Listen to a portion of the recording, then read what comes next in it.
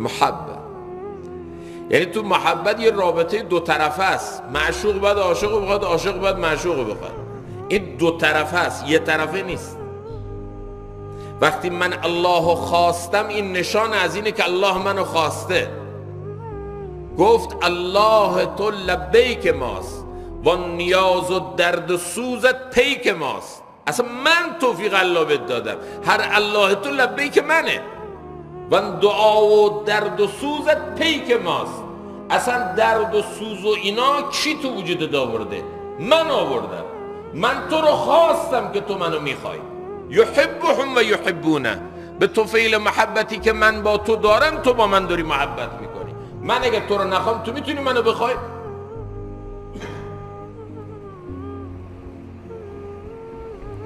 ذوالنون مصری میگه من میدونم خدا کی منو یاد میکنه. چه دعای بزرگی، خدا منو کی یاد میکنه. خب لااقل بگو من کی خدا رو یاد میکنم. تو از کجا میدونی خدا کی تو رو یاد میکنه؟ گفت میدونم. گفتم چطور میدونی؟ و از اینجایی میدونم که الله گفته فذکرونی اذکرکم. وقتی من الله رو یاد میکنم مطمئنم که الله منو یاد کرده. وقتی من با الله محبت میکنم نشان از اینه که الله با من محبت کرده. حضرت شیخ الحدیث مولانا زکریای واقعی رو بیان میکنه که فردی کنیزی گرفت آورد و این کنیزه طول روز خوب خدمت کرد، خوب امور خانه و امور زندگی آقای خودش رو رسیدگی کرد. موقع شب شد گفت اجازه میدی حالا من به عبادت ربم مشغول بشم؟ آره، من طول روز این همه خدمت ازت دیدم. آره.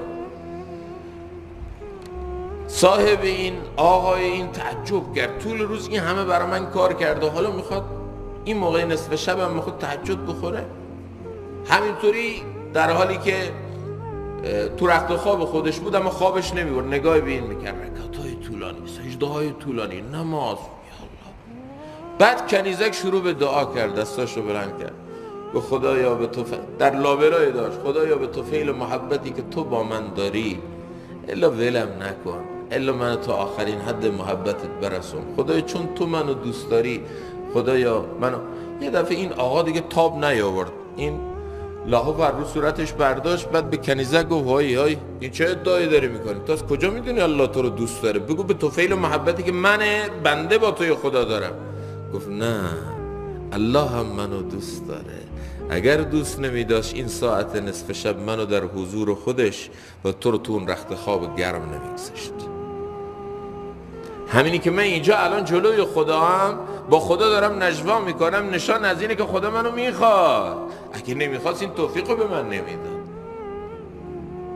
یا یه داستان دیگه رو بیان میکنن که غلامی رفت داخل مسجد، شروع کرد نماز خوندن، طولانی شد، یکی یکی رفتن.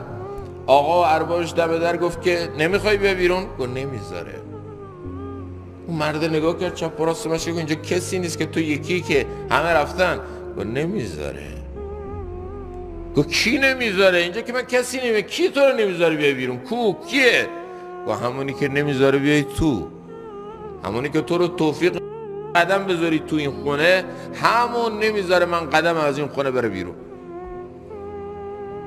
در دست الله. ما فقط شاکر باشیم بر نعمتهای الله، بدونیم این عطای الله تعالی است. بنابراین میگه همه مردم در تلاشن تا خودشونو کسب کنن، اما من میخوام خودم رو بی کس خدا کنم. همه دنبال تکبرن، من دنبال تواضعم، چون میدارم من تواضع لله رفعه الله. هر کی خودشو لله، هر کی خودشو برای خدا هیچ کرد الله او رو هست میکنه. بلال زیر سنگای مکه خودشو هیچ کرد، احد صمد خواستن آبروشو سر بازار بریزن، سنگ رو سینش کوبیدنش، اما او برای خدا این تواضع رو تحمل کرد. روزی هم رسید که همین غلام بر روی کعبت الله داشت اذان میداد، نگین کعبت الله شد، سنگ کعبه رو خدا زیر پاش کرد. کسی رو خدا بخواد بلندش بکنه، سنگم رو سینش میذاری، خدا سنگ رو بر میداره رو کعبش میذاره.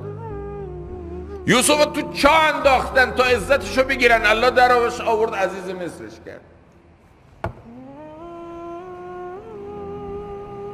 میگه همه مردم دنبال کسب شدنن، همه دنبال شهرتن، همه دنبال انگشت نما شدنن، همه دنبال اینن که خودشون یه سرگردن از دیگران بالاتر بدونن، همه تو میدان فرعون صفتی دارن رقابت میکنن تا خودشونو گنده و گنده تر جلوه بدن. اما من دنبال عبدیتم، من دنبال تواضعم، من دنبال بندگیم، چون میدونم با عبدیت بلند میشم. سبحان الذی اسری بعبده، عبدیتی که انسانو به معراج میبره، عبدیتی که رفعه الله میکنه، عبدیتی که انسان رو عزیز میکنه. برای خدا خودتو هیچ کن، برای خدا. ولی وقتی هست روی طمع خودشو هیچ میکنه جلو پولدار و ثروتمند، این خودش یه شرک اصغره. اما یه وقتی هست به خاطر الله خودش رو داره پایین میگیره، تواضع، فروتنی، عبودیت برای خدا، این انسان رو بلند میکنه. برای اینکه من کسی را در ناکسی دریافتم، پس کسی در ناکسی در بافتم. به خاطر همین وجود مجازی و موهوم خودم رو که پر و عجب و غروره فدا کردم تا بتونم به اون ذات برسم. حالا میگه اینجا این سوال وجود میاد، چی گفتید شما؟ این چطور میشه؟ الان عاشق معشوقه یا معشوق عاشقه؟ ما نفهمیدیم چی شو این وسط. میگه نگاه من برای چند تا مثال میزنم. جمله شاهان بنده خودن، همه پادشاه ها پادشاهن، اما با کسی که محبت دارن پیش او خودشونو هیچ میکنن. یعنی همون پادشاه هم با کسی که محبت داره دیگه پادشاه اون نیست، به نوعی بنده اسیر محبت اونه. جمله شاهان بنده خودن، جمله خلقان مرده خودن. جمله شاهان پست خیش را، جمله خلقان مست خیش را. یعنی این محبت دو طرف است، از یک طرف این طالب، از یک طرف مطلوب، از یک طرف محب، از یک طرف محبوب. این رابطه دو طرف است، از یک طرف نیست. یه زمان یکی از بزرگان رو دیدن، گفتن ما نشان عاشقا رو در تو نمیبینیم، تو بزرگی تو کمال تو اخلاصت هم شکی نداریم، اما شنیده بودیم علامت عاشقا چشم تر و رنگ زرد و آه سرد و لاغر و نحیفودنه، تو هیچ کدوم اینا رو نداری. اما خب عارف هم هستی. چطور؟ گفت روزیا چند عاشق بودم، حالیا معشوقم و آسودم. یه مدتی عاشق بودم، حالا معشوق شدم. ببین تو قرآن آمده والله یحب المحسنین والله یحب الصابرین والله یحب. یعنی چی؟ یعنی وقتی یه صفات در وجود انسان میاد اون محبوب خدا میشه، خدا باش محبت میکنه، اون محل محبت میشه، الله باش محبت میکنه. روزیا چند عاشق بودم، حالیا معشوقم و آسودم. حالا الله اینو میخواد، حالا این محبوب خدا شده، مطلوب خدا شده، خدا داره باش محبت میکنه، رابطه دو طرفه شده.